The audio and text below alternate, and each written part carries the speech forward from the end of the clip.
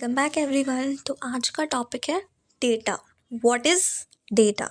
Data क्या होता है? तो basically data is nothing but it is anything which describes data is anything which describes quantity, quality, मतलब facts. Data वही चीज़ है जो हमें ये सब कुछ बताती है। कुछ भी जो हमें बता रहा है वो हमारा डेटा होता है। अब मैं चलती हूँ आपको डेफिनेशन पे लेके। तो data is the collection of discrete and continuous variable values। Discrete और कंटिन्यूस वैल्यूज़ कुछ याद आया? पढ़ा था? मैं लर्न करवा देती हूँ। कंटिन्यूस और डिस्क्रीट का मतलब जो आप काउंट कर सकते हो, दैट कैन बी काउंटेड। और कंटिन्यूस का मतलब जो इनफाइनाइट होती हैं, जैसे कि आपके सर पे बाल कितने हैं? Can you count that? No ना। तो that is a continuous data. और डिस्क्रीट डेटा इज़ कि आपकी पास कितने पेन हैं, आप उन्हें काउंट कर सकते हो। This is the discrete data. तो data is nothing but collection of discrete and continuous values. और ये डिस्क्रीट और कंटिन्यूस वैल्यू क्या करती हैं?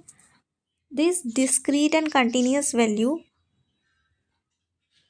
these discrete and continuous values data is a collection of discrete and continuous value that convey information। ये discrete और continuous values क्या करती हैं? इंफॉर्मेशन देती हैं। क्या देती हैं? इंफॉर्मेशन देती है। Data is a collection of discrete and continuous value that convey information, describe the quantity, किसी की क्वांटिटी बताए, क्वालिटी बताए, फैक्ट बताए या स्टैटिस्टिक्स बताए या कुछ भी बेसिक यूनिट्स बताए, तो वो हमारा डेटा होता है। अब चलते हैं नेक्स्ट टॉपिक पे। तो हम चलते हैं टाइप्स ऑफ डेटा पे। तो हमारा डेटा दो टाइप का होता है, primary data and secondary data. Primary data and secondary data. Primary data वो डेटा होता है जिसे हम लोग कलेक्ट करते हैं by ourselves. Primary data is a data collected at first, जो हमने फर्स्टली कलेक्ट करा है। हमने किसी और सोर्सेज के थ्रू जिसे कलेक्ट नहीं करा, हम खुद गए और जाके हमने कलेक्ट करा। प्राइमरी डेटा हमारे कुछ टाइप्स का होता है।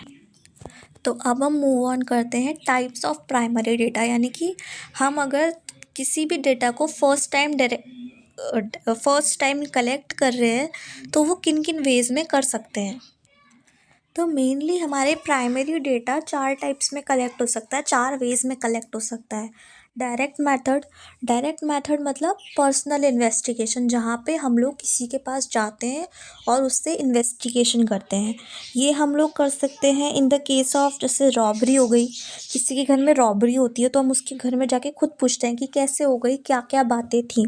तो डायरेक्ट इंटरव्यू का एग्जांपल मैंने आपको बता दिया, रॉबरी। और आप कुछ और भी ले सकते हो, बट डायरेक्ट मेथड में हम लोग क्या करते हैं? पर्सनल इन्वेस्टिगेशन करते हैं by going to the person directly. Indirect method में हम लोग ओरल इन्वेस्टिगेशन करते हैं इनडायरेक्टली, यानी कि हम लोग उस पर्सन के पास जाना या तो हमारे क्षमता में नहीं है, हो सकता है कि वो पर्सन बहुत दूर रहता है जहाँ पे हम नहीं जा सकते, लेकिन हमें उसके बारे में जानना है तो हम उसके आसपास के लोगों के पास जा सकते हैं जो उसके साथ पहले रहते थे। तो हम उनके पास जाके जब डेटा कलेक्ट कर रहे हैं, यानी कि हम लोग इनडायरेक्टली डेटा कलेक्ट कर रहे हैं। हम डायरेक्ट टू द सब्जेक्ट नहीं जा रहे, हम उस मैटर पे नहीं, सब्जेक्ट पे नहीं जा रहे जिस पे हमें बात लेनी है। हम उन लोगों पे जा रहे हैं जो उस डेटा को इनडायरेक्टली जानते हैं। तो वो भी हमारा प्राइमरी डेटा है, क्योंकि हम खुद जा रहे हैं उनके पास इन्वेस्टिगेशन के लिए। इसमें आप लोग बोल सकते हो नेचुरल कैलेमिटी, एक्सीडेंट हो गया, किसी का एक्सीडेंट हो गया तो अब वो तो भाई हॉस्पिटल में है, या हो सकता है किसी की डेथ हो गई हो, तो आप उनसे डायरेक्टली जाके पूछ नहीं सकते ना, तो आप उनके आसपास के लोगों से पूछ रहे हो। That is the indirect method. Next हमारा क्वेश्चनेयर मैथड आता है। इसके बारे में हम थोड़ा रुक के डिस्कस करेंगे। पहले चलते हैं टेलीफोनिक मैथड पे। इससे टेलीफोनिक मैथड बोलते हैं। टेलीफोनिक मैथड में हम लोग टेलीफोन करके, यानी कि by the means of telephone सबको कॉल करके क्या करते हैं?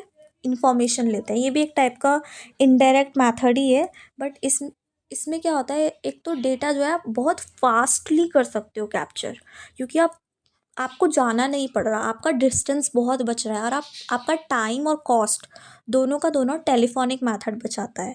आप घर बैठे इन्फॉर्मेशन ले सकते हो, बट हो सकता है कि वो इन्फॉर्मेशन जो एक्यूरेसी है ना उस डेटा की, वो सही नहीं होगी। एक्यूरेसी आपको इनडायरेक्ट और डायरेक्ट मेथड में ज़्यादा मिलेगी, इवन क्वेश्चनियर मेथड में भी मिलेगी, बट टेलीफोनिक मेथड में लोग फ़ोन पे ज़्यादा बात करने में कंफर्टेबल नहीं हो पाते हैं। तो अभी मैं आपको फटाफट लेके चलती हूँ क्वेश्चनियर मेथड पे।